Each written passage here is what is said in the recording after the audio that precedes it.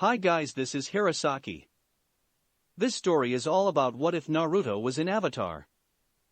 The world could not maintain the peace that Naruto fought for in Jiraiya's memory. With a heavy heart, he forsakes his time and seals himself away in hopes of a peaceful future. What happens when a girl who wishes to express herself finds the sealed body of the hero of the flame, unleashes him, and learns from him? What will the future hold for the world?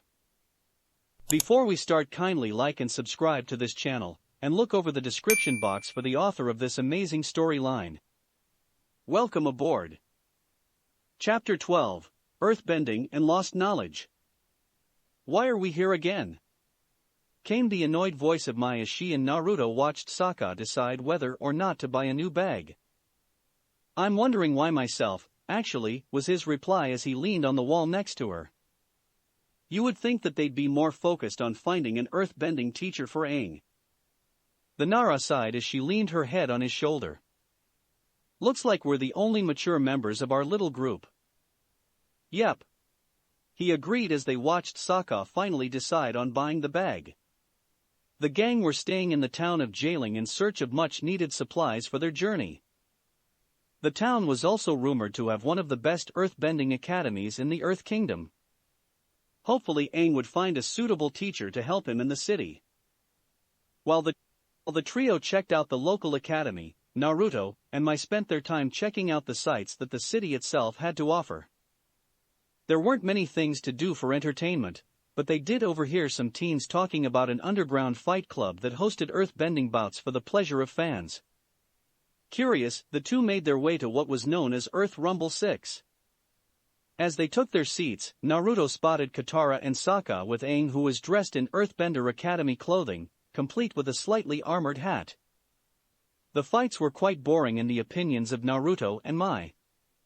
It was nothing more than men showing off their muscles and proving who was stronger. A man who called himself the Boulder had made his way from the lowest rank all the way to the title match against a person named the Blind Bandit. It was surprising to many when the title holder was shown to be a young preteen girl who had milky green eyes, proving that her moniker was already half right.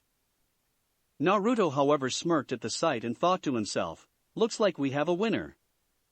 I wonder if Aang will notice right away. The Blind Bandit was able to get a reluctant Boulder to fight her when she put his manliness to question.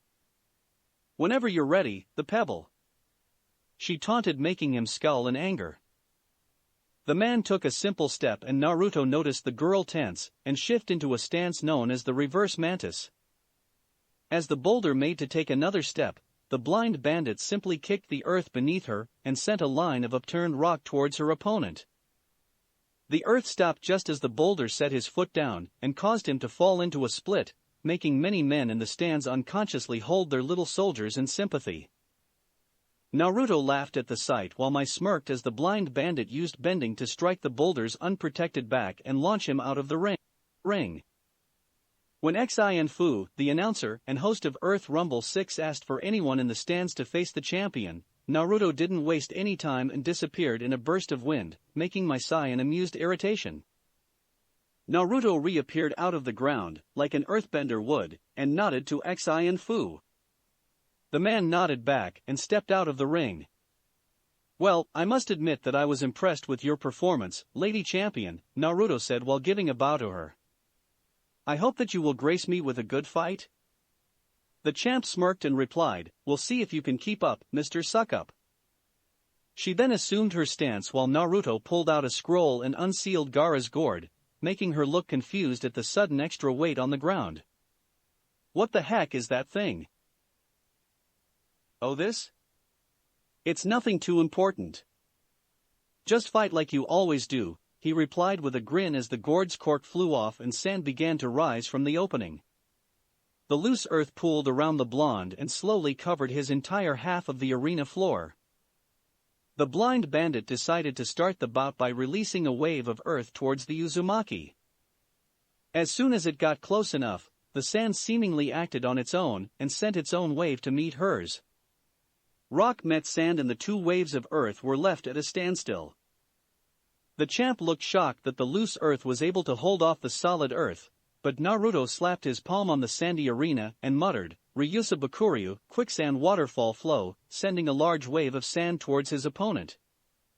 The earth-bending preteen was floored by the power flowing from the man before her when he slapped his hand to the ground. Due to her blindness, she had developed a seismic sense that allowed her to see with a type of echolocation within the ground. This also allowed her to determine just how much strength someone put into their strides or actions. When she felt Naruto's strength, she was floored and distracted long enough for the sand to push her out of the ring. The spectators in the audience, save for Mai, looked on in amazement and were left in a stunned silence. Naruto stepped down from the ring and approached the downed former champ and held a hand out to her. "That was a good fight. You're very skilled," he complimented to her. She turned her blind gaze to his general direction and contemplated taking his offered hand. After a few seconds, she slowly took it and was helped to her feet. "Thanks, although that was a pretty cheap trick with that sand of yours. I thought we were going to stick with the earth provided in the ring. I made no such promise to you. You merely assumed that I would fight that way. You have to keep an open mind in your battles, Lady Bandit, or else you will never move on to greater heights." She nodded as Mai and the others approached. "Are they your friends?" "Yes, and I believe that one of them could really benefit from your skills. He needs a teacher and you're the best person that has a chance to do so." "Why not you? You're good at earthbending, so why can't he learn from you?" Naruto shook his head at that. "I wasn't using bending. In fact, I can't use bending at all."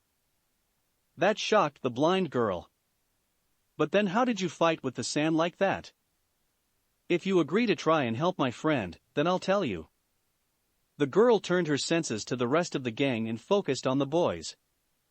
"Which one is he?" Naruto chuckled as he replied, "The one with softer steps." Toph snorted in laughter at that and focused on Aang's seismic signature. The man before her was right, he did have soft steps. "Fine, I'll see what I can do with Twinkle Toes, but not now. I have things to do that will take me the rest of the day and night. Come back here tomorrow." As she left, Naruto turned to the airbender and grinned. "There you go. I found you the perfect teacher, Twinkle Toes," he said with a laugh. The boy's face went red in embarrassment while the others laughed at his expense. Later that evening, Naruto watched on with a blank face as he sat on a tree outside of the Beifong estate. It turns out that the blind bandit's real name was Toph Beifong, and she was the only child of the family. She was doted on and constantly taken care of due to her handicap, and Naruto could easily feel that she felt smothered by it all. Her emotional status also released feelings of irritation, loneliness, and some sadness. So this is why she wasn't going to start teaching Aang today. She has to keep up appearances with her parents and make them believe that she is perfectly fine. Of course, they would freak out if they found out that she was the blind bandit and a contender of Earth Rumble 6. He sighed tiredly and ran a hand through his hair, stood up and stepped out of his perch. He approached the wall to the estate and walked right through it, appearing in the family's garden. He barely took another step before he sidestepped a spike of earth that sprouted from the ground near him. "Calm down, Toph. It's just me, the guy you fought earlier," he called out to her. Toph stepped out from her spot behind one of the garden trees and faced the blonde. She remained in her earth-bending stance and questioned, "How did you find me, and how do you know my name?" "I merely followed you and watched you interact with your parents." I have to say, finding out that the girl who fought with fierce determination is actually a rich noble is not all that surprising. "What do you mean by that?" "What I mean is that I'm not all that surprised that you are living a double life. You keep up the act of a blind daughter who needs protection, but you also secretly fight for fun and entertainment. You're just a rebellious preteen who wants to prove that she can be independent." Toph glared at him and retorted, "And what the hell do you know about me?" "I know that you want to show that you are just fine doing things on your own to your parents. You want them to see that you don't need them to worry about you all the time.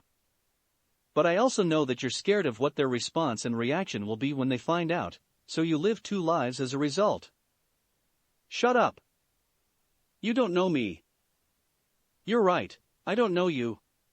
However, I know your type, and I know that nothing will get better if you don't confront what it is that holds you back. Her response was to fire a chunk of earth at him that passed through his body like he wasn't there. She kept firing and he just stood there, and let the earth bypass him. It took nearly 3 minutes of non-stop earth shots before she started to pant in exhaustion. Naruto released his Kamui, slowly approached her, and knelt beside her as she regained her breath. Placing a comforting hand on her shoulder, he stated, "You can't hide who you truly are forever, Toph. Sooner or later, your parents will find out.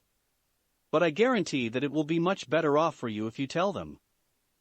If they find out a different way, their reactions may be what truly keep you from becoming who you were meant to be, a great earthbender that has the skill to overcome many others before her." Toph couldn't help but smile at his praise. "Thanks. So, did you come just to tell me that?" "No, I was actually just planning to observe some more, but you found me with that sixth sense of yours." "Yeah. Even though I was born blind, I've never really had a problem seeing. I see with earthbending, it's kinda like I'm seeing with my feet. I can see you, that tree, even those ants by your feet." Naruto looked straight down and saw that there were indeed ants by his feet, though he needed his dojutsu to see them due to it being dark. "That's a really useful skill, and a great way for you to fight against your so-called handicap." "Thanks. My parents don't understand though. To them, I'm just their helpless little girl. Why don't you tell them how you really feel? I'm sure that they'll support you." "Even if I did tell them, and if they had no problems with it, things wouldn't change all that much. I mean, I'll still be here in this city with no chance to go out and experience the world for myself." "Well, you could always come with us." Her eyes widened in surprise. "Why, you'd really let me?" The blonde smiled and replied, "I see no reason why we couldn't. Besides, if you're gonna be Aang's earthbending teacher, then you'd need to be able to come with us so that he can learn on the go. We don't have the luxury of staying in one place for too long." He then leaped on the wall surrounding her home. "Think about it," he said before he faded away. Afternoon, 3 days later. Naruto and Mai were resting in a nearby tree in a rocky valley, while Aang was being drilled by Toph about earthbending. It was actually quite a surprise to Toph that her parents were alright with her being an earthbender, especially her overprotective father. Unknown to her, a clone of Naruto had spoken to them both concerning their daughter, and used his Sharingan to show them just how skilled she was. Through the genjutsu showing what the dojutsu had seen from the past, Naruto showed them her fight in Earth Rumble 6, and how easily she took down the boulder. While Toph's mother was incredibly pleased with her daughter, and how well she could defend herself, her father wasn't as easily swayed. He made the blonde swear that, during her travels with him and the Avatar, that Toph would stay out of harm. The Uzumaki didn't even hesitate when he nodded in agreement. So, the gang with Toph added and spent a couple of days getting to know one another better before Toph began Aang's training. Of course, Naruto and Mai weren't as forthcoming with describing themselves, and neither was Toph, but the trio didn't seem to mind all that much. Naruto chuckled as he saw Aang straining to move a rock.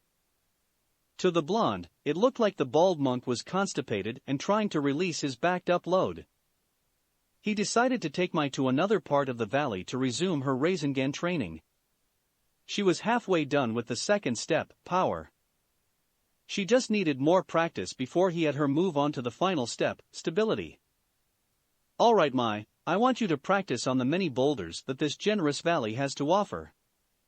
You won't know you have the second step down until you can completely obliterate one in a single shot." The Nara nodded before she began to have her chakra rotate in her hand and form a roughly shaped orb of energy. She then raced toward a random boulder and thrust the jutsu into it. The result was the rock breaking into 2 smaller pieces. She sighed at her failed attempt before she began to repeat the process while Naruto watched on with an analytic gaze. This went on for nearly a full week with almost no progress until the final day. Mai had finally accomplished the second step the morning of the sixth day, while Aang discovered the secret to earth-bending later that afternoon. Both of their teachers were pleased with their success, but both the Avatar and the Nara knew it would only get harder from then on. 2 days later, Aang sat in a cross-legged position in an open plain with a small wooded flute in his hand. The others stood behind him while Toph felt dozens of small creatures moving around in the tunnels beneath them. "What's out here?" asked Sokka. "A lot, actually," Toph stated. "There's dozens of SHH. I know you can sense them, but don't ruin the surprise," Aang said with excitement. "Just watch." He then played a few notes on the flute, causing some moles to pop their heads out of the holes they were in and cry out in the same tone as the one played by the airbender.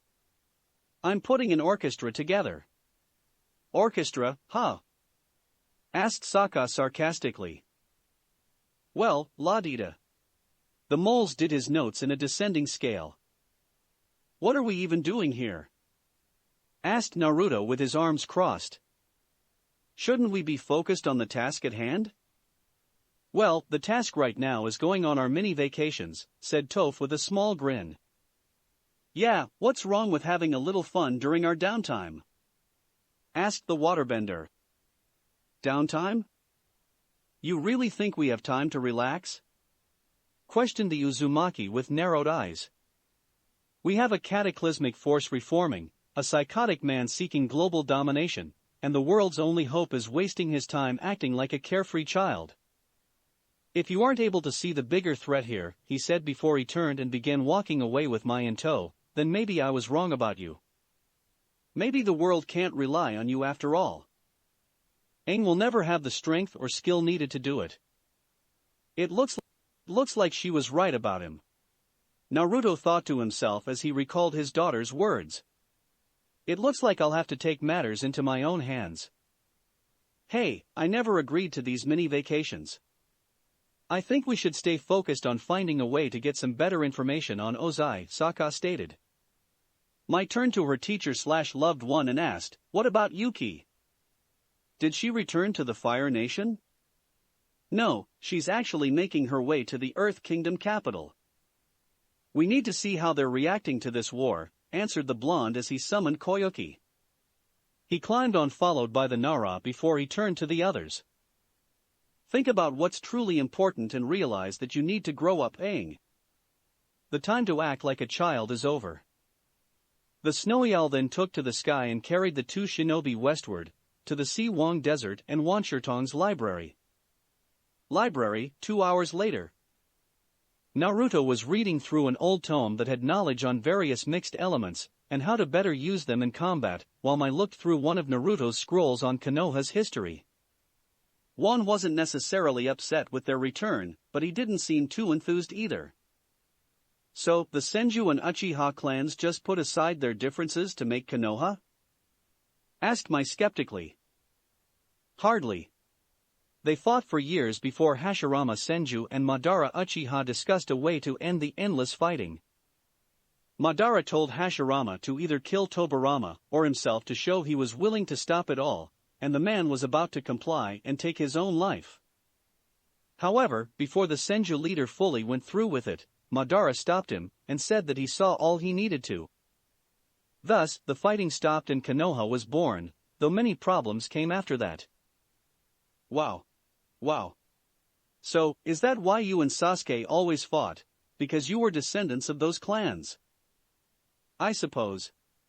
Though to be honest, even if I wasn't a Senju descendant, I'd still oppose Sasuke. What he did, all the lives he took, the chaos he brought, and the people he betrayed, it was beyond forgiving. Mai was silent for a while before she asked, "If you had another chance, would you try to change him during your time as Genin?" Naruto stopped short of turning another page, and his eyes gained a far-off look before he resumed his actions. "I would try. Though remembering all that he did would make the decision very difficult to go through with.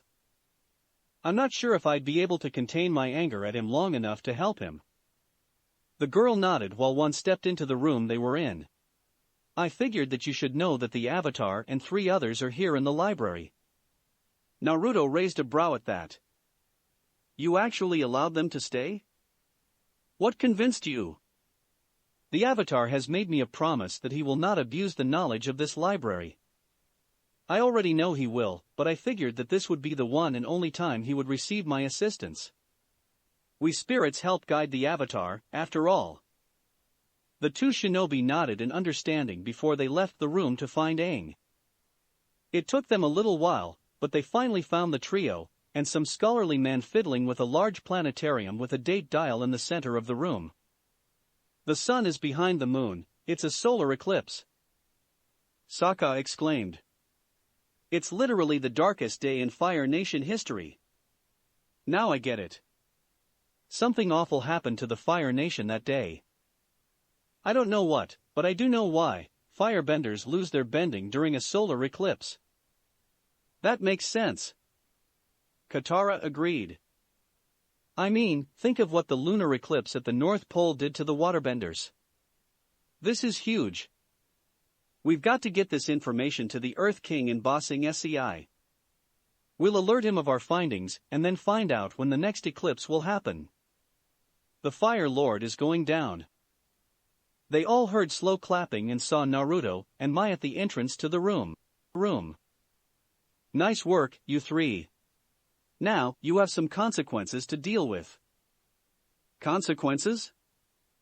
Asked Aang before a large shadow appeared behind him.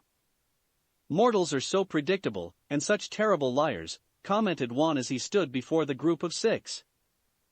The 4 newcomers to the library looked on in fear while Naruto stepped forward. Wan, I know they broke their promise to you, but let me be the one who punishes them. I'm afraid I can't let you do that, Uzumaki. They have desecrated this sacred place with their thoughts of war, and I will not stand for it, stated the owl before his neck elongated to that reminiscent of a serpent's and his head gained 2 spiked protrusions at the top. I won't let you off so easily with that information, Avatar.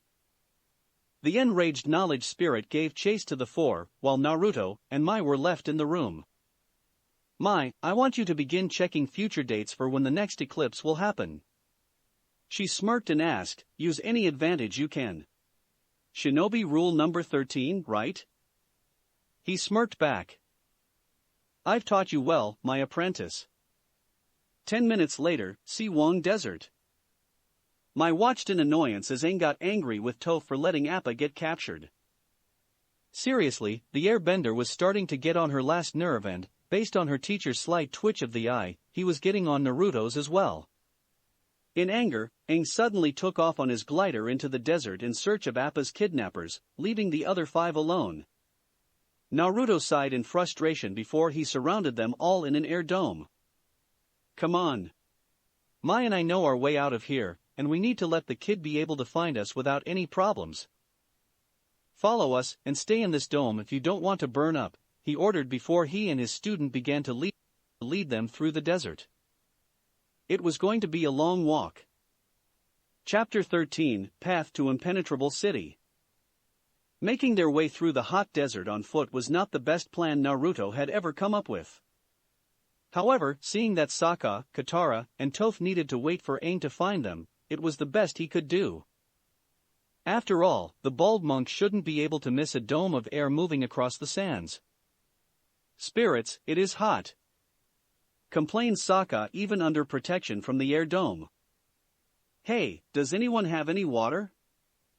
Naruto and Mai stayed silent as they walked while Katara gave Sokka and Toph some water from her pouch. Here, this is all we have. Sokka smacked his lips after swallowing and asked, we're drinking your bending water? He smacked his lips some more before his eyes widened. You used this on the swamp guys. While he desperately tried to remove the taste of swamp on his tongue, Toph commented, it does taste a bit swampy. I'm sorry, but it's all we have. So, we'll have to make do, Katara replied. Wait, there's another water source. Sokka exclaimed as he pointed at a cactus. He sliced a piece off with his machete and drank some of the juices inside. Ah. Man, that is very thirst-quenching, he said with a smile before he began to act strange, well, stranger. And that is why we don't just randomly drink or eat anything nearby, Naruto said to his apprentice, who nodded and watched Sasuke move his body across the ground like a worm. Suddenly, a loud boom was heard in the distance, followed by a rising cloud that took the form of a giant mushroom. Maybe it's friendly, Sasuke exclaimed drunkenly while making strange movements to appease the cloud. Naruto sighed before he had a clone carry the drunken warrior over his shoulder, while the rest of the group continued on. It wasn't until near nightfall that Aang finally found them.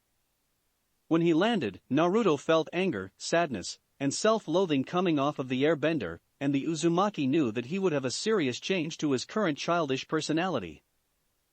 While it is a shame that he lost his friend, maybe this will make him finally take things seriously, and have him focus on the task at hand, thought the blonde as he watched Katara try and comfort the boy. Naruto then summoned 2 large owls for the group to travel on, and had the birds take them to the borders of the desert. They had a job to do, and that job depended on them getting to Ba Sing Se. Full Moon Bay, 2 days later. Naruto's eye was twitching a mile a minute at the woman looking for passports for tickets for the ferry that would lead people safely to Ba Sing Se. The gang had met a small family of 3, with one of them being a pregnant woman, and they told the group about the ferry rides after Sasuke decided that they should take a thin passage called the Serpent's Pass. The idea of riding a ferry relieved the younger members of the group, but Naruto and Mai could have easily just flown into the city. They would have if it weren't for Katara begging them to stay with them since Aang's mood was still negative, and she felt safer with the 2 shinobi around. At first, he wanted to decline immediately, but he looked to the family who told them of the ferry and couldn't help but see how desperate they were. He reluctantly agreed to go with them, but only for the family's sake since they asked to travel with Aang and the others. He was really starting to regret that decision after seeing the old bat get in people's faces about having their passports, ferry regulations, and fake avatars trying to get free rides. It wasn't until Toph showed her status as a Beifong family member, and the woman easily gave them 4 tickets, leaving him and Mai to get their own somehow.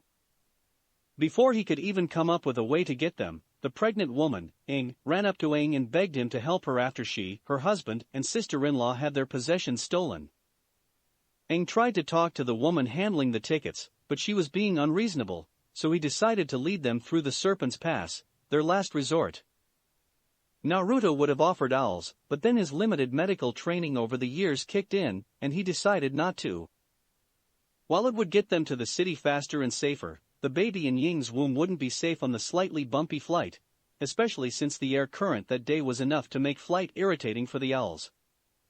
So, he and Mai decided to assist the gang in escorting the family. Suki, who was working as security at the bay, also decided to go with them. "Look at this sign. How awful," Aang commented. The others took a look and saw it read, "Abandon all hope." Cheery. Naruto thought sarcastically before his senses picked up a large life source moving beneath the water. He narrowed his eyes at the bay before he decided to leave it alone for now. "Hope isn't going to get us across here," Naruto heard Aang comment when he turned his attention back to the others. "We need to focus on the here and now and not worry about hoping for a better outcome. It's like the monks told me, hope is an illusion for the weak of heart." Naruto narrowed his eyes at Aang's words and clenched his fist in anger. Hope was what gave him the strength to fight every single day, and hearing this boy talk bad about it really got under his skin.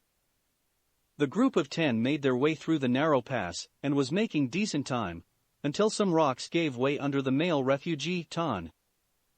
Toph was able to save him in time before he fell to the water below, but the rocks hitting the water alerted patrolling Fire Navy ships in the bay, and they launched a fireball at them. Naruto wasted no time, and used John to destroy the flaming sphere. The smoke from the resulting explosion allowed the group to move behind cover, and stay out of view of the ships. It wasn't much longer before they reached a part of the pass that was completely submerged in water, leaving at least 30 yards between the land they stood on and the land they were trying to reach. The two shinobi wasted no time stepping on top of the water and taking a few steps towards their destination. Naruto also had 3 clones formed to carry the refugees across, leaving the other 5 to figure a way across on their own. "Are you sure it's alright to leave them back there?" asked Ing while she was being carried bridal style. Due to her pregnancy, being carried any other way would be harmful to the baby in her womb. "They're resourceful," Naruto assured her. "Not the best with plan making, but resourceful." The woman hesitantly nodded and turned her attention back to the gang as they made their way across by going underwater. Katara and Aang used waterbending to manipulate the waters surrounding them and create enough space to breathe and walk freely. Unfortunately for them, a giant green serpent attacked them and forced Toph to raise the earth on the waterbed up and form a small island. "I think I just figured out why they call it the Serpent's Pass," exclaimed Sokka as the serpent roared at them. The others, who were now safely on the other side, turned their attention to the trapped group and the two shinobi sighed in annoyance at the terrible luck they seemed to have. Honestly, even Baa-chan didn't have this kind of shitty luck. Naruto mentally groaned before he turned to Mai. "Keep an eye on these 3 while I go help them out, again." She nodded while he disappeared in a blur of speed and reappeared just as the serpent's jaws were about to clamp down on the gang. Using a single hand, he gripped the serpent's snout and held back the beast's charge. It tried to push through the Uzumaki, but he held strong and looked into the beast's eyes with his Sharingan. "Be still," he ordered in a calm voice, while the serpent's golden eyes changed into the Sharingan, showing that it was under Naruto's control. The beast then calmed down and looked to the blonde for further instruction, surprising the others save for Mai. "Alright then, I want you to deal with any Fire Navy ships you see patrolling these waters. Make it safe for other refugees to travel through on the ferries." The serpent growled in acknowledgement before it sank back into the water. Naruto then moved himself so that he stood on the water between the land the refugees and Mai stood on and the island that Toph had made. He slowly went through hand seals and placed his right palm on the water he stood on. "Hayatan, Korobashi, ice release, ice bridge," he said calmly while the water froze into a walkway wide enough for 5 people to walk across side by side. It took some persuading to get Toph to move across, but the gang and Suki still made it safely. It wasn't much longer before Sokka called out, "There's the wall. Now it's nothing but smooth sailing to dash." He was interrupted by Aang crying out in pain while water pooled by her feet. "The baby's coming." "What? Now? Can't you just hold it in, or something?" Sokka asked frantically. "Sokka, calm down. I've helped Gran deliver plenty of babies before," Katara tried reassuring her brother. "This isn't the same as delivering an Arctic seal. This is a real, human, thing." Katara rolled her eyes. "It's called a baby, and I've helped her deliver plenty of those too." "Was it in a prepared environment?" asked Naruto, surprising the waterbender. "Well, yes, it was." "Then you won't be much help." He then turned to Toph and said, "Make an earth tent big enough to fit at least 8 people. We need plenty of room for this. Sokka, get me some water, and use any spare clothing for rags, and you too," he pointed to Suki and Mai, "make sure that Tan and his sister stay outside of the tent. Katara, you'll be helping me with this since you have experience." The group quickly got to work and Aang was immediately put into the most comfortable position that she was limited to at the moment. Naruto used healing chakra to help open up the pathway for the baby to be pulled out of. Sokka and Aang were able to bring the water and rags fast enough so that they wouldn't be in the way while the blonde and Katara focused on helping Aang. "Okay Aang, this is going to hurt you quite a bit, but I need you to push," ordered Naruto before Aang complied, and she cried out in pain at having her womb opened up for the baby to move out of. "It's crowning. Just a bit more," urged the Uzumaki before Aang gave one final push, and he was able to successfully take the baby out. Aang panted in exhaustion while Katara used waterbending to clean up the blood on the baby and on the new mother. "Congratulations," said the shinobi softly, "it's a beautiful baby girl." He handed the woman her child and stepped out, nodding at the others, and letting them know it was okay to see her. As they went to see the new baby, Naruto made his way to a nearby boulder and sat down tiredly. "Nice work, Naruto. This is your second successful delivery." "Yeah. Good thing I've only done 2 deliveries myself and haven't had any mistakes. Cheyenne's kid was a lot harder to deliver than this one though." "That's only because it was your first time. This time, you were ready and prepared enough to do it successfully and efficiently." Naruto smiled at that and looked to the happy family with their newest member, Hope, if he heard right. It was a very fitting name for the new life form. She represented the refugee family's unwavering faith and hope for the future. For the people to have moments like these. That is why I continue to fight. I fight for a hopeful future. Mai walked up to her teacher/love interest and sat down next to him with a smile. "It's amazing seeing childbirth, isn't it? Have you ever seen it? When my baby brother was born, I was with my mom and watched after my father fainted. It was disgusting at first, but then I saw just how beautiful it really was. Seeing life begin is always beautiful, just as seeing it end is always devastating. It's a cycle that cannot be changed, nor should it be." She nodded before she informed him, "Aang's gonna fly ahead and try to find Appa in the city before he meets up with the rest of the group. The others are gonna make their way to the wall and enter the city legally." That might be a problem." "Why's that?" "Because I sense a lot of energy signatures making their way to the wall. And 2 of them belong to Ty Lee and Azula." Mai tensed before she palmed her face and groaned in annoyance. "Great. Just what we needed." "That's not all. I sense panic from the wall, as if the force Azula is leading towards the city has a real chance of getting through the walls." Mai raised a brow while Naruto shrugged and said, "There's only one real way to see what's going on. We'll let the others escort the refugees while we move on ahead and see what's going on." Mai nodded while Naruto summoned Koyoki and the owl carried them towards the walls. Outer wall of Ba Sing Sei. "Well, I wasn't expecting the Fire Nation to be able to pull this off," commented Mai as she and Naruto watched a huge drill tank make its way to the walls of the city. "Yeah, and the general in charge here is too stubborn to see that his Terra team has no chance at stopping this thing. It's a good thing that Aang and the others decided to take matters into their own hands and take it down from the inside." "So, what do we do then, Sensei?" "Simple," he started before he jerked his head to the drill. "We distract Azula and buy them some time to take it down. Plus, we can do some external damage to the thing." He then wrapped his arm around her waist and jumped off the wall towards the ground below. Mai clung to him as they picked up speed while Naruto smirked at the feeling of the freefall. He then stopped their descent with his Kazipo just as they were 20 feet from the ground. He lowered Mai to the ground before he launched himself into the air. "Mai, do what you can from the ground while I strike from above," he ordered as he shot up skyward and stood in the air above the drill. She nodded to herself before she rushed to the drill and flew through hand seals.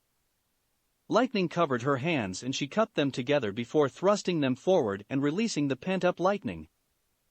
Raitun, Kaminari no Taiho, Thunder Cannon," she cried as the lightning raced toward the drill and hit the side of it, causing the lightning to conduct through the metal plates making up the machine.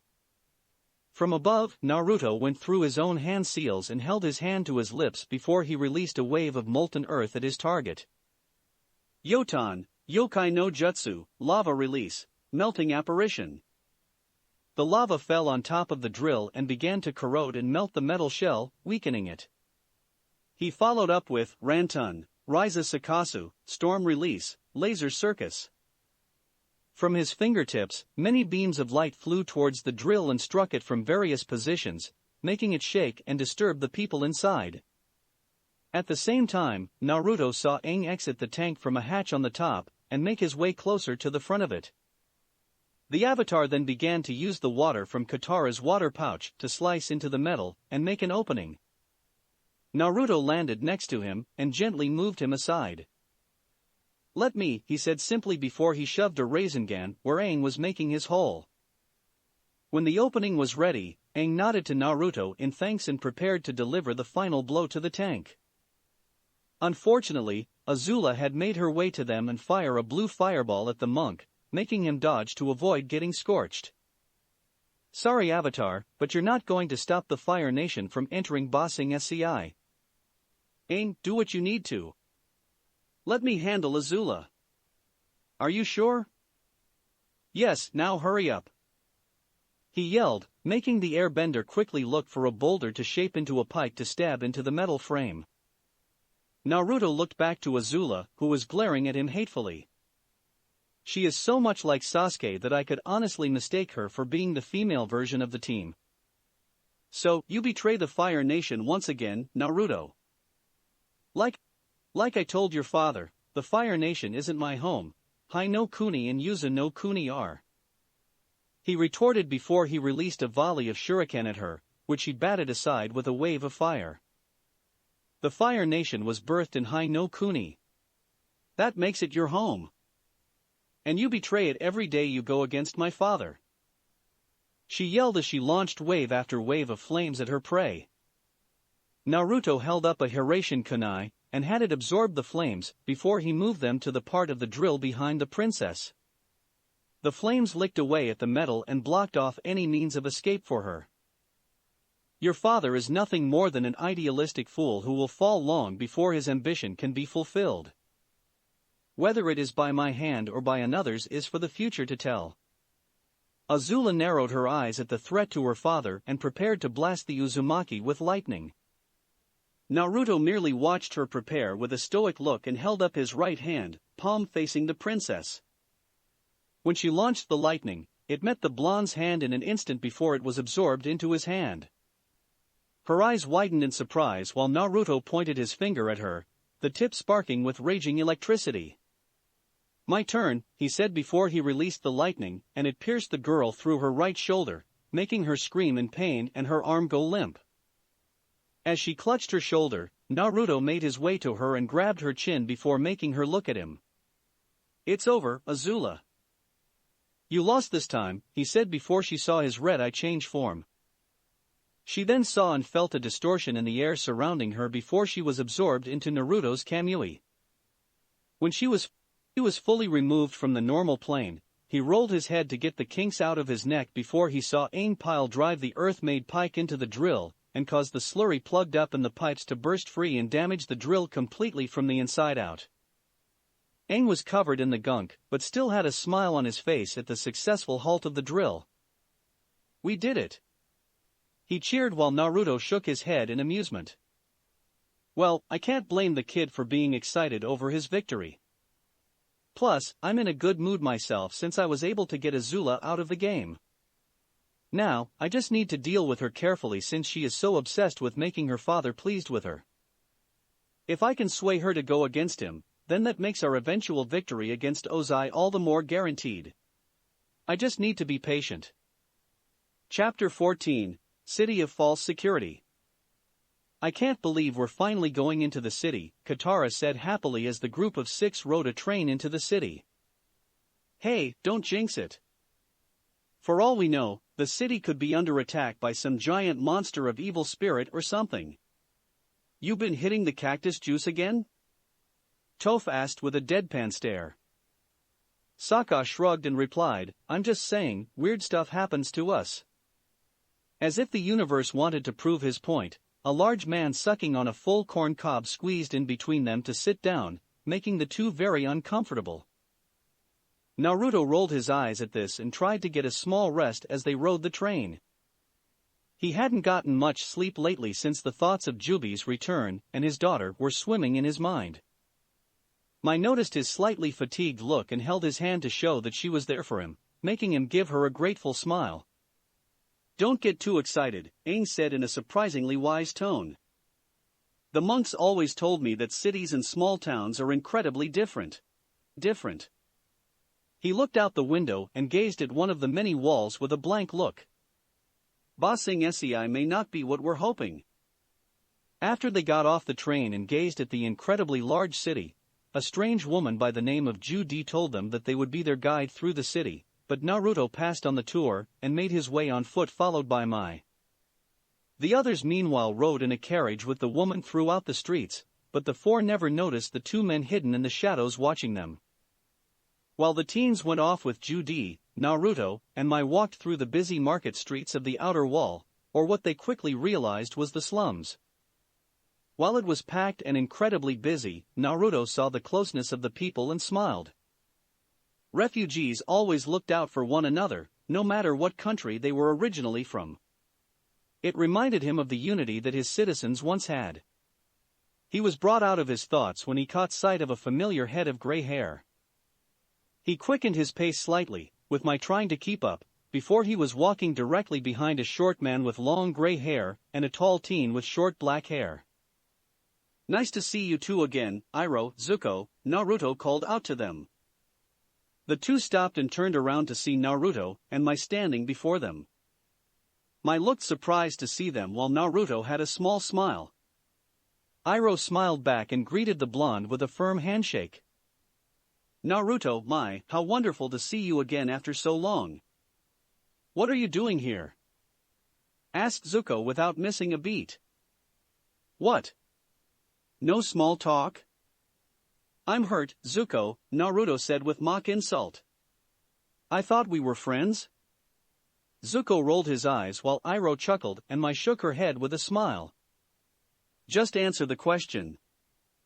Naruto suddenly turned serious. "We're here with the Avatar and his friends. The kid lost his bison and believes that it's in the city somewhere. Also," he then turned to Iroh, "I removed Azula from play." Zuko looked surprised while Iroh narrowed his eyes slightly. "And how did you accomplish that?" asked the Dragon of the West.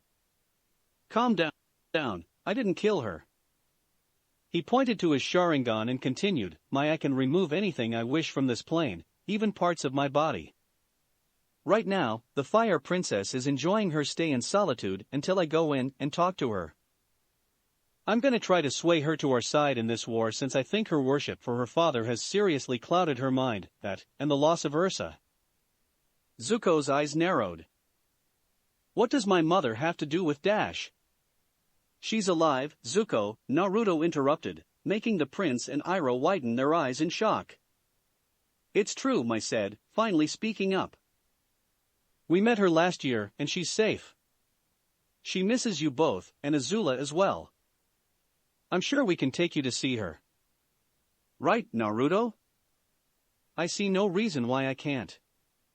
But I'll need you to help us go against Ozai in this war, Zuko. I know you believe he can restore your honor, but open your eyes. A man's honor is his and his alone. Only he can deem it lost or redeemed. It all matters on how his heart takes his actions."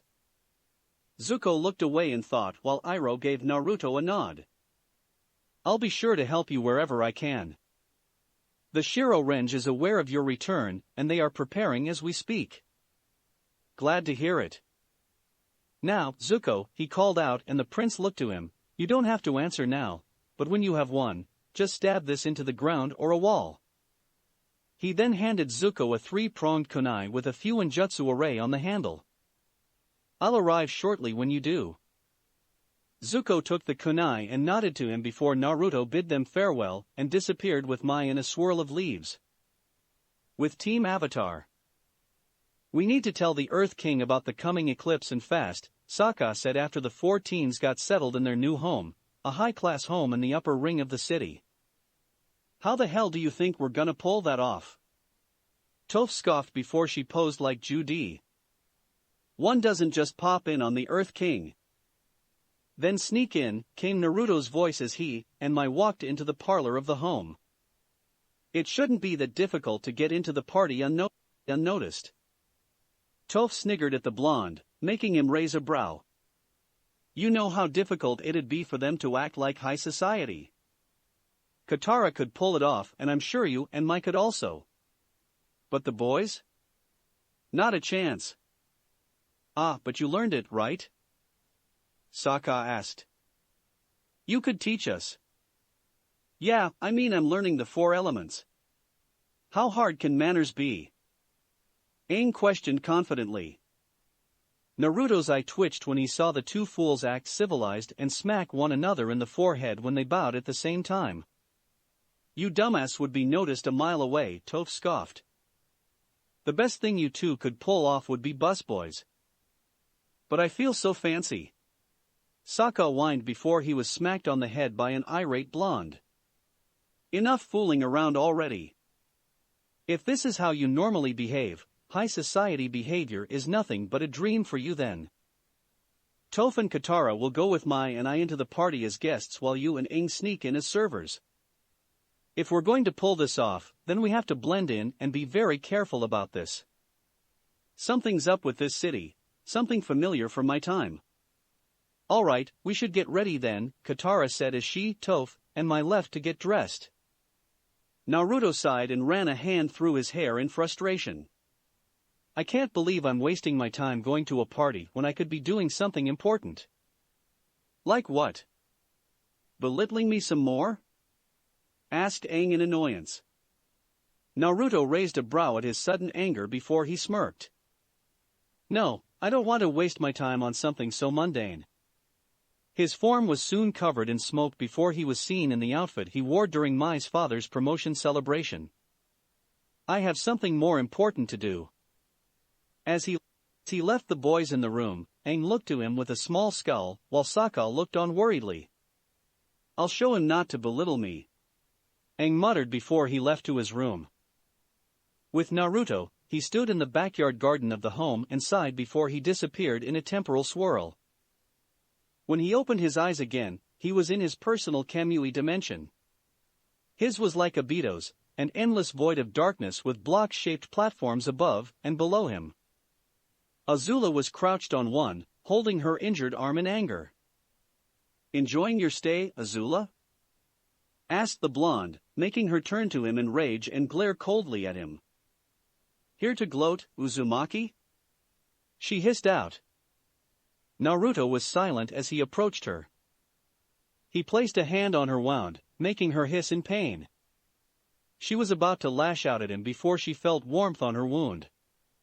She looked to it and was amazed when she saw her skin slowly stitch itself back together and feeling return to her arm. After a bit, she was fully healed and Naruto stood up with a small grin. Feeling better? Azula said nothing and turned her head with a scoff, making Naruto roll his eyes. Kami-sama, you're just like he was. But, I shouldn't be surprised since he was your ancestor and all. Who are you talking about? She asked as she turned her gaze back to him. Sasuke Uchiha, your ancestor on your father's side. He then chuckled humorously. What's so funny? Just the fact that the royal family is also related to me in a way. You want to know who Sasuke had children with? When she slowly nodded, he answered, a woman named Karen Uzumaki, my cousin. You, Zuko, your father, Iroh. All of you are distant cousins to me, and we're on opposing sides. I never wanted to fight against Uzumaki seeing as there were so few of us left, but you and your damnable father are leaving me without any other options. He then glared at the princess, making her unconsciously try to move back at the fury in his eyes. You have no idea what horror your father is threatening to bring upon this world. The despair and terror everyone will feel is unfathomable. His glare increased in fury before he turned and pointed off in the distance before a flash of light appeared in the void, making the princess cover her eyes from the brightness. As the light died down, she heard Naruto whisper, "Let me give you a glimpse of what will happen from your father's war, the world's apocalypse, Jubi." A tremor broke through the void as the great beast roared and a single, blood-red eye opened up to her. The eye had 4 concentric circles with 9 tomo in the 3 circles closest to the pupil. Fear gripped her heart as the eye stared at her, and she felt it pierce right into, as if it was looking right into her soul. Another roar shook the void and she found it hard to breathe or even stay conscious. Then, as suddenly as the feeling of pure despair came, it vanished along with the jubi. "Now do you see?" asked Naruto. "Do you see why I'm trying to stop Ozai before he goes too far?" He knelt down next to her and placed his hands on her shoulders. "I need you to help me stop him, Azula. I can help you in return." The form of Ursa appeared next to him, shocking her. "She's still alive, you know? And she misses you. She misses you and Zuko so much." The copy of Ursa faded with a smile, and Azula kept staring at where it once was. She was silent before asking in a low tone, "Would you really be able to let me see her?"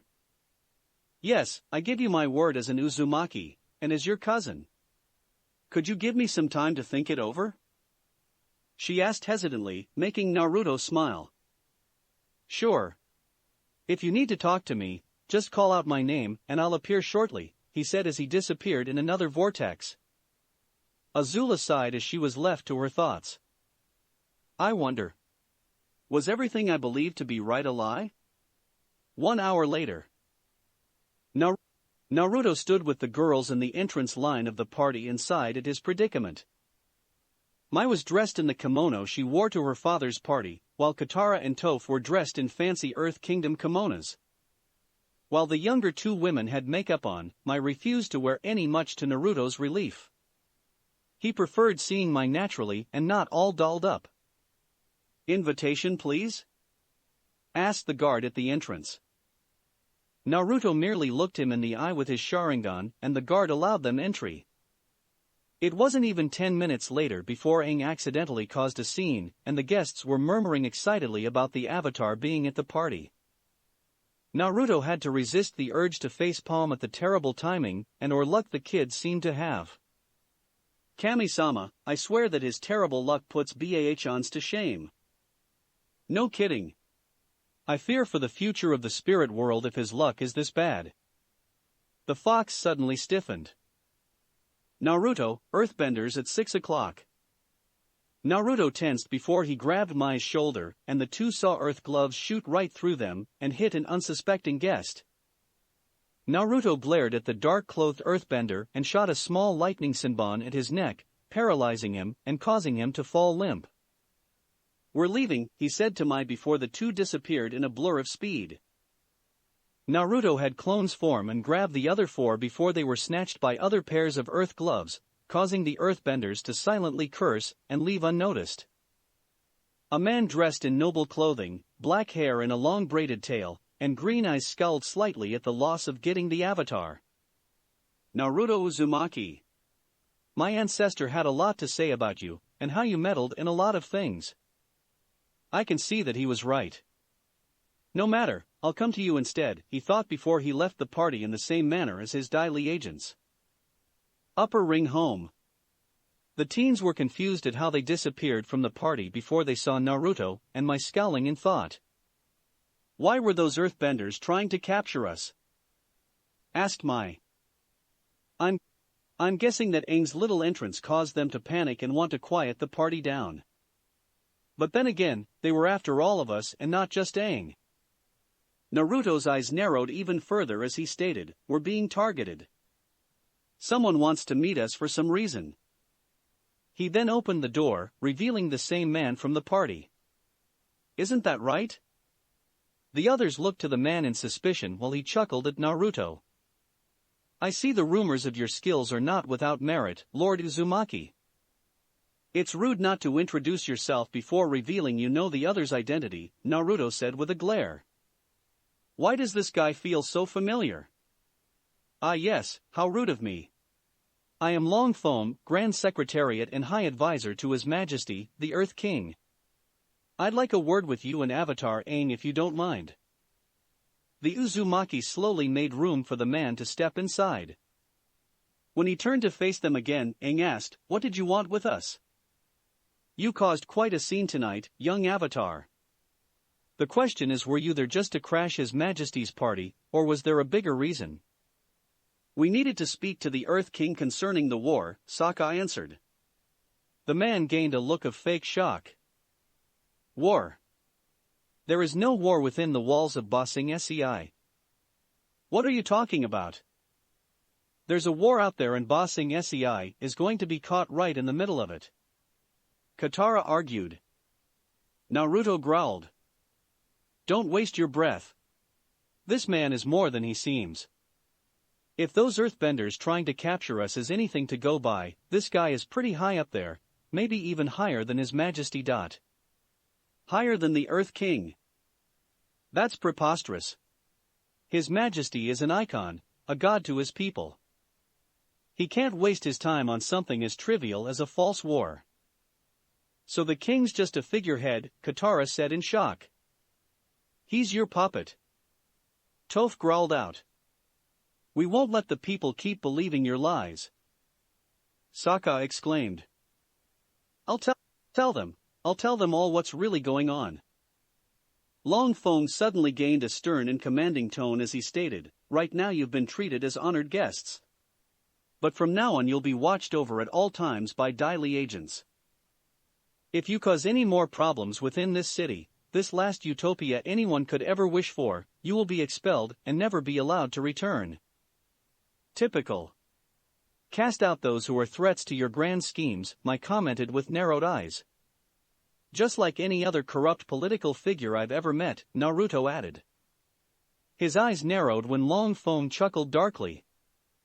Oh no, I'm more than just a politician, Uzumaki. You see, my ancestor knew you quite well, you could even say well enough to mark you as a wrench in his own plans. I'm sure that you remember Danzo Shimura?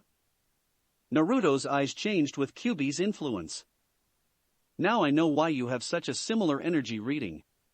Just like your ancestor, trying to control the world behind the scenes. He then pulled out the book written by Rooted Tree and stated, I wouldn't be surprised if this was his last words. Ah, I was wondering where his journal was.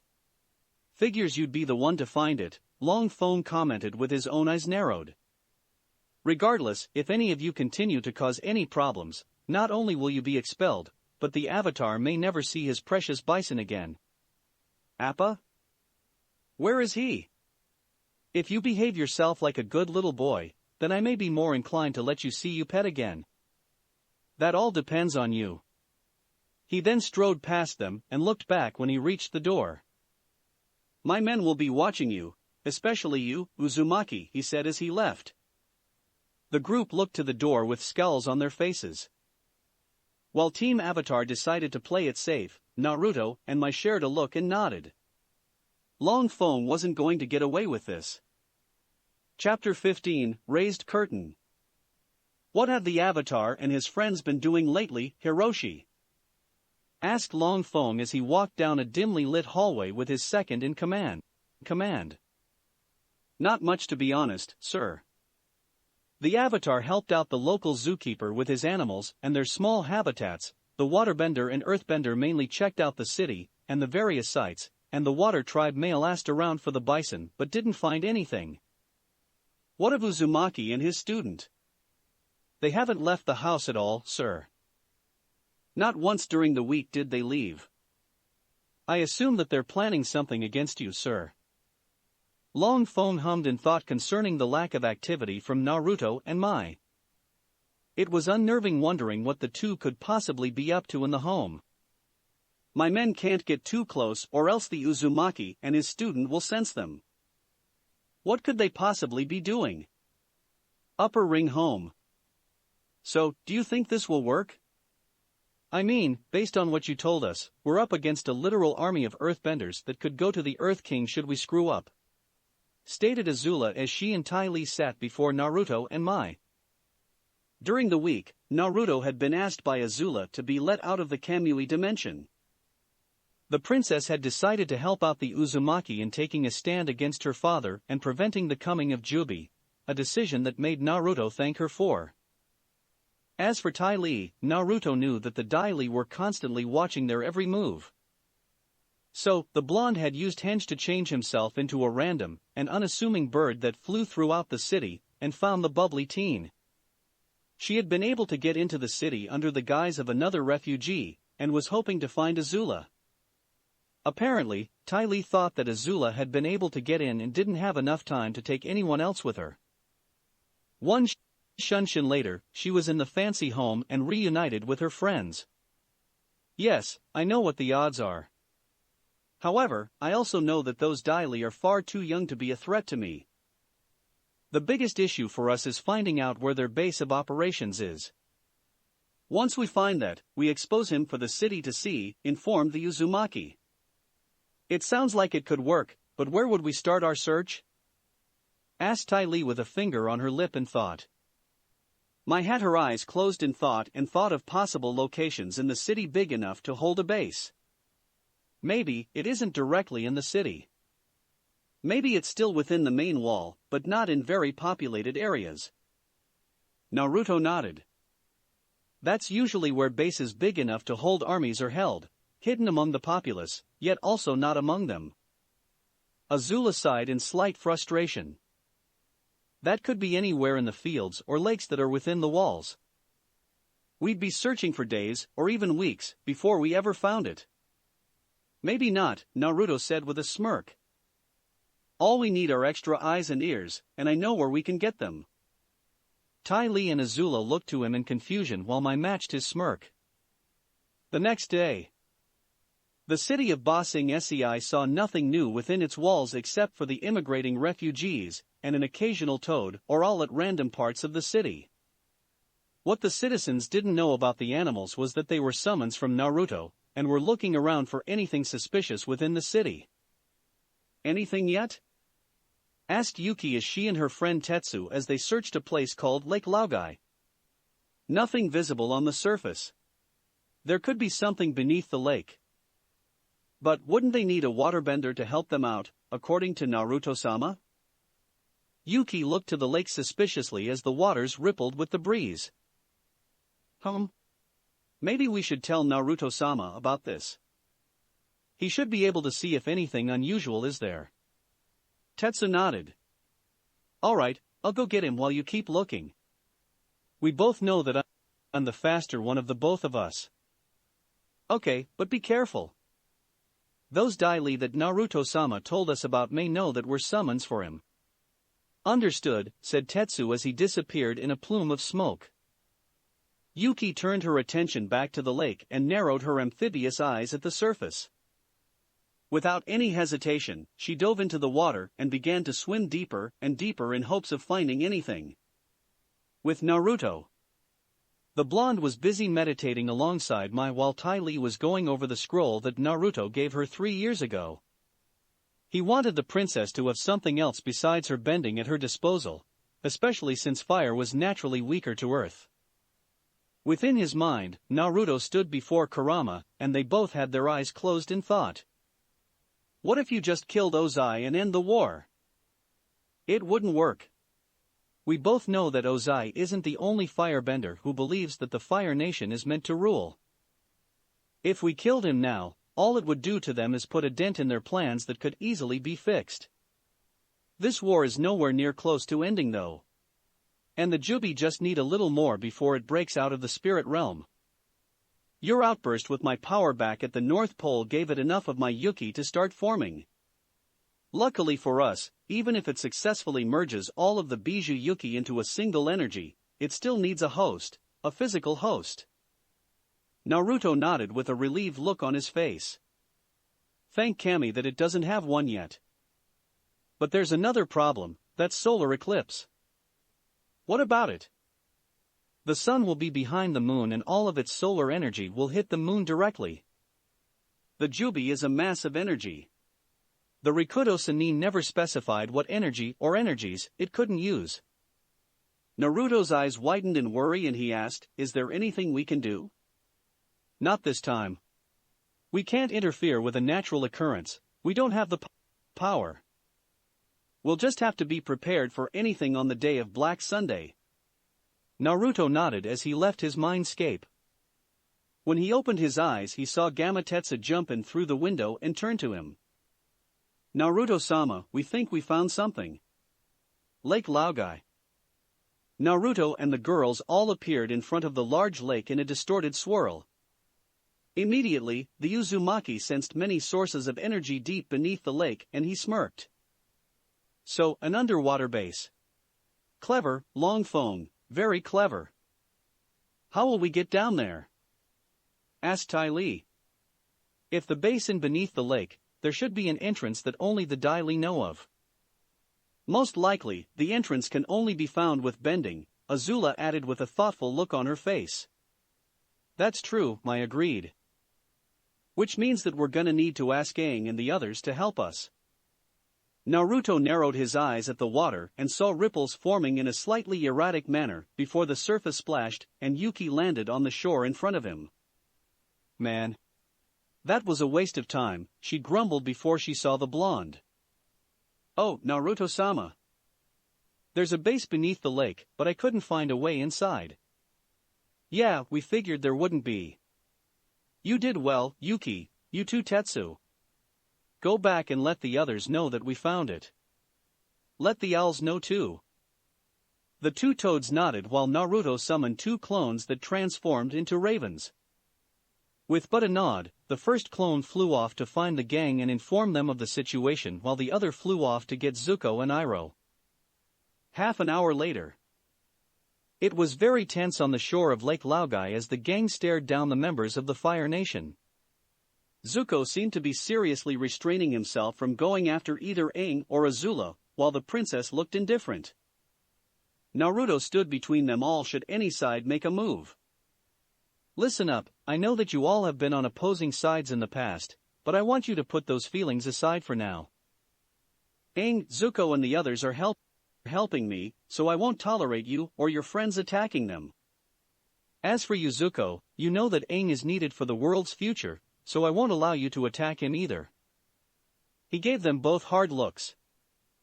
Is that clear? The two narrowed their eyes at one another before they both nodded slowly. Fine, I won't go after the Avatar, Zuko said. And I won't try to fight Zuko. Good. Now, Toph or Katara, I need one of you to see if there's a way to enter the base using your bending. And will someone please tell me why 3 civilians are here? The civilians in question were 3 freedom fighters by the names Jet, Smellerby, and Longshot. A few months back, when the gang didn't have Toph on their team yet, and when the shinobi duo were searching for Wan's library, the trio had met Jet and helped him liberate some small towns near the forest that the freedom fighters were living in. However, Sokka had discovered the truth and tried to tell his friends, but they were too trusting of Jet. It wasn't until Aang and Katara saw for themselves that they finally understood that Jet's methods were wrong, and they put a stop to them. Jet was brainwashed by Long Feng, and he had a feeling about Lake Laogai. Smellerby and Longshot came with him to help him out since they're his friends, explained Sokka.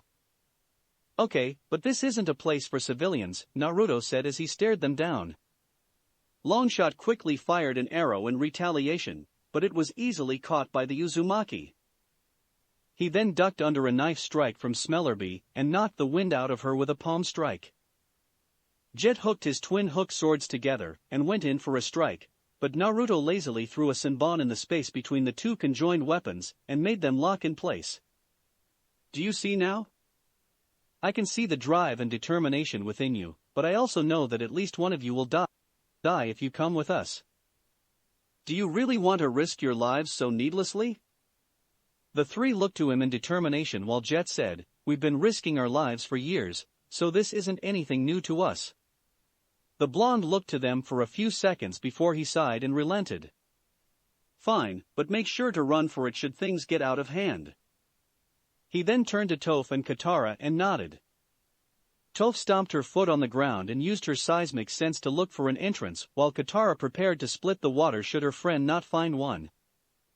Toph then smirked and raised her fist, bringing up an earthen walkway that led to what looked like the opening of a manhole. The group of 13 made their way down and entered a cavern-like base with many different rooms. Naruto peeked into one and saw many women with dead-looking eyes standing before a Dai Li agent.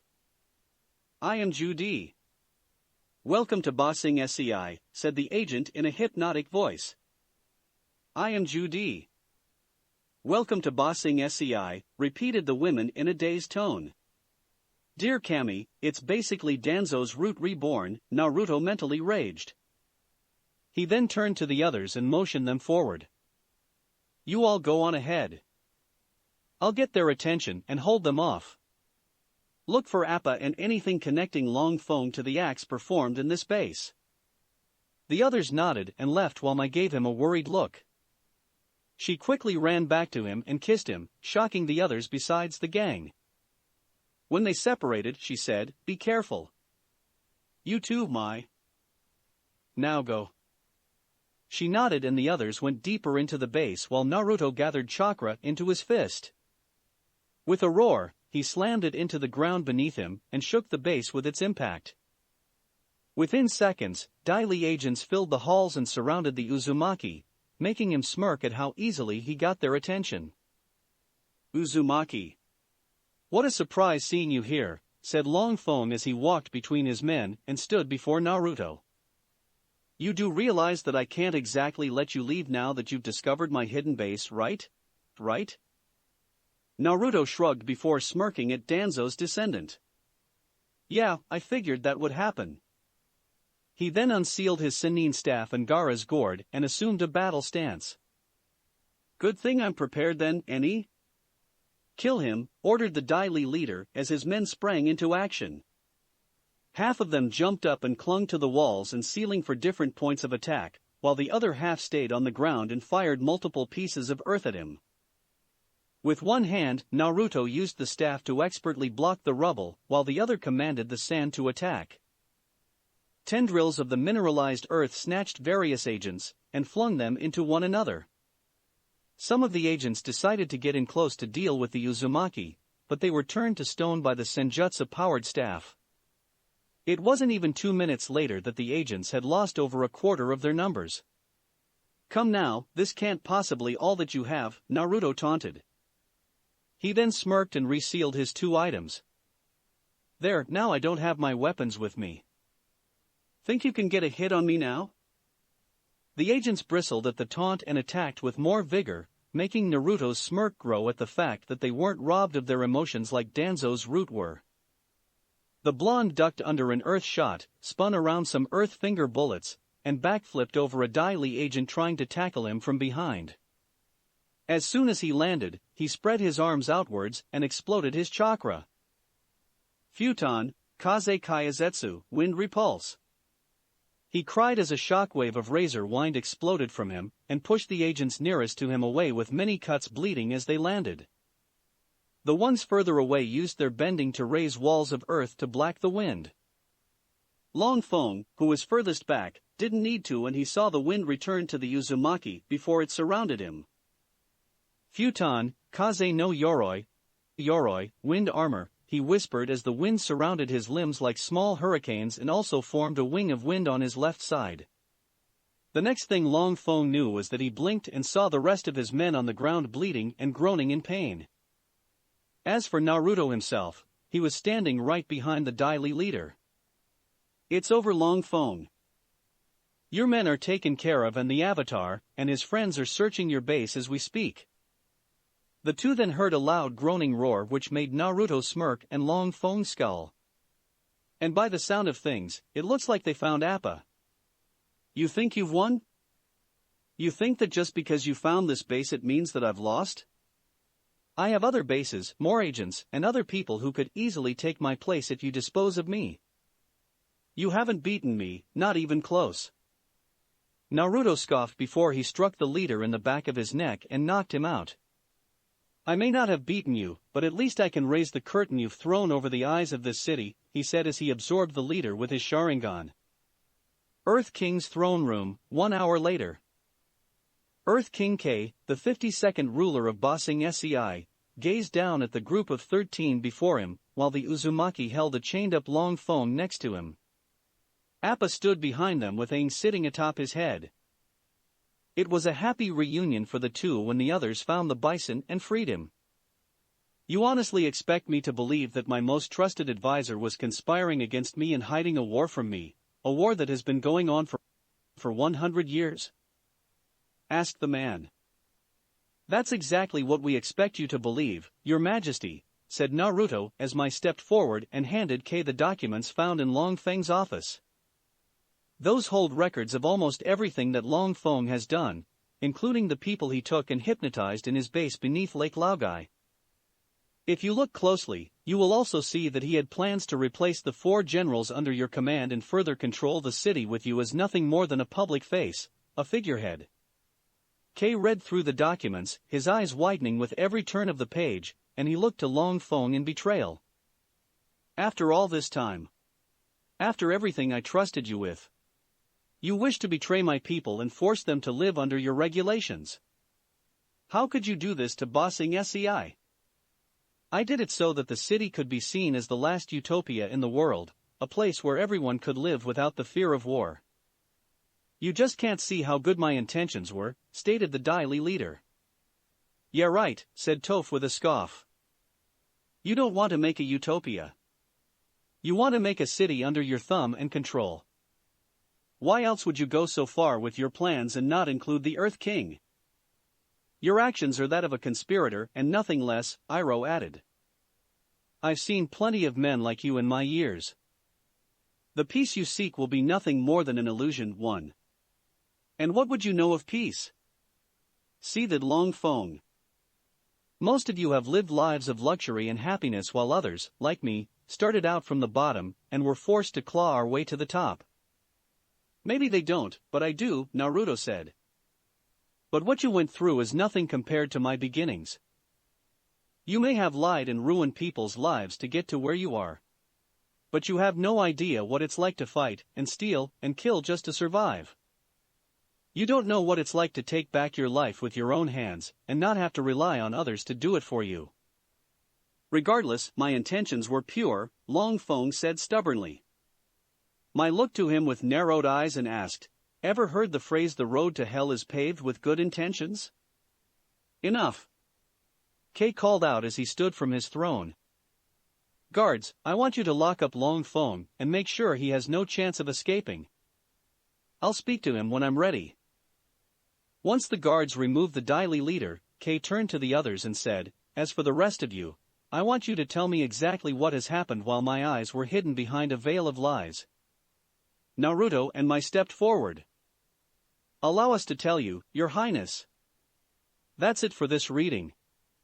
Hit like and subscribe for a free ticket pass going to the different worlds of anime fanfictions.